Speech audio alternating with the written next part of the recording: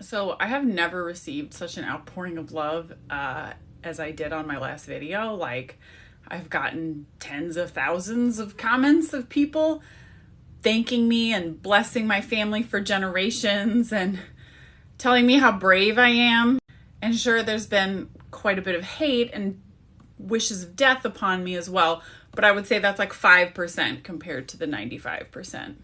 But the thing is, I really don't feel like I was that brave. I just encouraged y'all to read a book by a Palestinian author. And honestly, I chose my words very, very carefully because I was very wary about wading in. But since I'm already getting the death threats and stuff, I thought I'd just go ahead now and be more brave and maybe earn some of that respect and love that I have been getting from so many of you. So the Israeli government has announced that they are cutting off food, water, electricity, and fuel to Gaza, which is a city that has 1 million children in it. An elite general in the Israeli army has called Palestinians animals, which is what you say before you're going to genocide a people.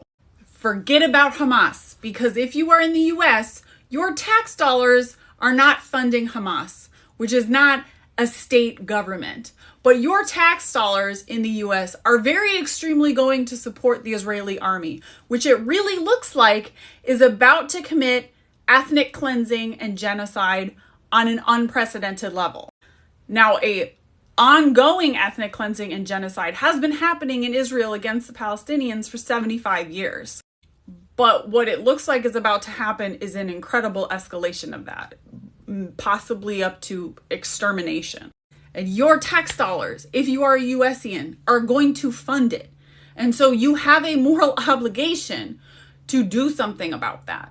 Joe Biden this morning bragged to a press conference that he did not urge any restraint upon Netanyahu, who looks primed to commit mass murder and extermination and create one of the world's greatest humanitarian crises in this city, which again has 1 million children in it.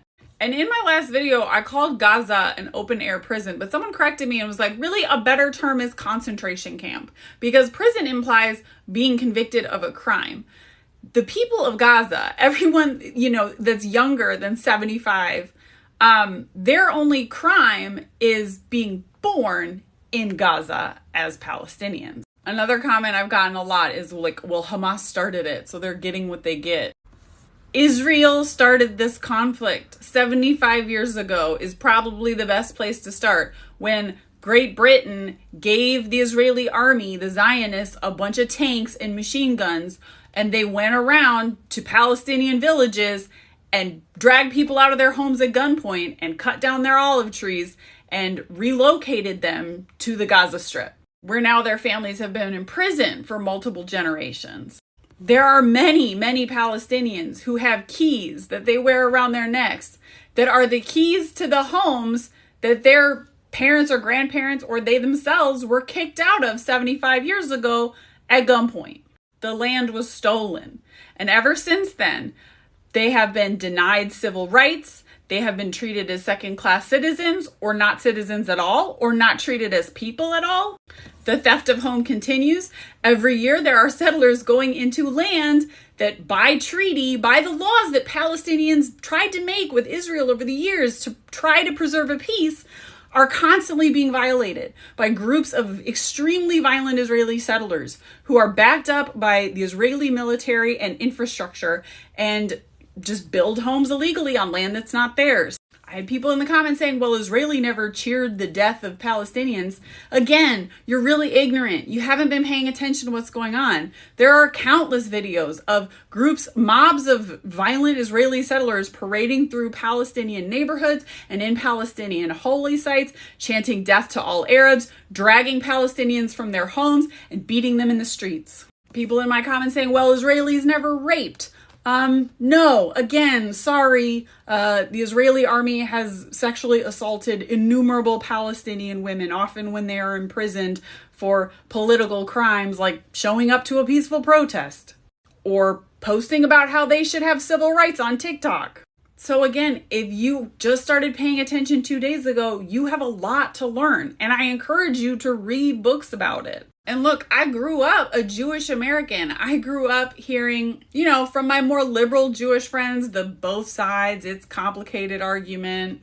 The book that really broke through all those Zionist ideas for me personally was Joe Sacco's Palestine. Now, I've been encouraging you to read books by a Palestinian author, but maybe for some USians, that's a bridge too far to start. Well, Joe Sacco is a white journalist. He's not Palestinian. He went to Palestine in the 90s expecting to find this really complicated story, this both sides are at fault thing. And he wrote this graphic novel about, what he discovered there. And because it's a graphic novel, you can read it in 2 to 3 hours and catch up on a whole lot of history.